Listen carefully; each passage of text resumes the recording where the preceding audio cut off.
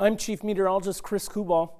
Here's a look at your Local 5 weather impact forecast. Wind is going to be a factor through the end of the week. Gusts around 30 or more miles per hour as we go into the middle of the day. For your Thursday, sustained winds up around 15, 20 miles per hour. But still, temperatures are mild, and that breeze is going to be out of the southerly direction.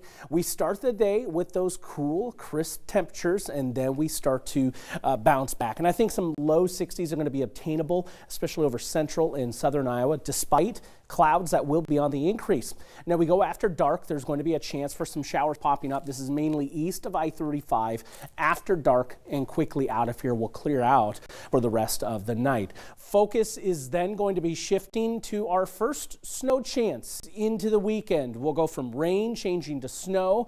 Still a lot hinges on when we transition over to snow and just how long can it linger into the colder parts of the night. So watching Saturday afternoon and evening, still, that confidence is increasing that we see at least some places, mainly northern Iowa, pull down their first snowflakes of the season with some accumulation on some grassy or elevated surfaces. At this point, given the overwhelmingly warm scenario, I'm not quite sold on huge travel implications, but we'll give it a weather impact alert just so you're updated and kept in the loop on what's happening here. If we need to pull it back down, we will. But confidence continues to gain that we'll see at least some accumulation, especially north of Highway 30. Here's our system of question. Cold front in tow, Saturday morning arrival. It pushing through rain, transitioning to snowflakes in northern Iowa as we go into the afternoon and the evening time frame. And a distinct band, especially north of Highway 30, with those accumulations that will be possible. We'll still cycle around a few flurries going into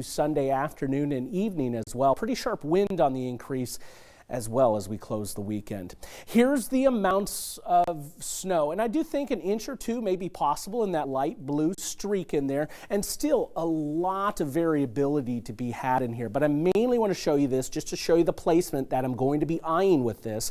And if we do transition earlier or the snow lingers into the cold part of the overnight, allowing it to stick a little bit more efficiently, these totals may need to go up a little bit. Again, not huge amounts, but our first try of it. I do think it's leaning more likely that we do at least see some accumulation in the northern part of the state.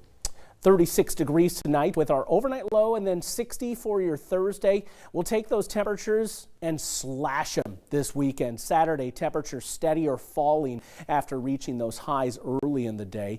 We'll actually go into Sunday and keep those temperatures more confined to the mid-30s, and the wind is most definitely going to be at play.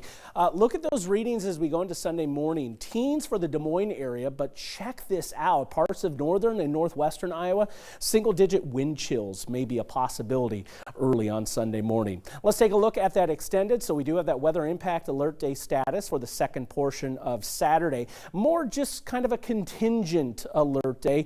We're tracking the scenario. Not that it's going to be huge on the travel scene, but it's our first test and our first snowflakes of the season perhaps, and we just want to keep you updated here.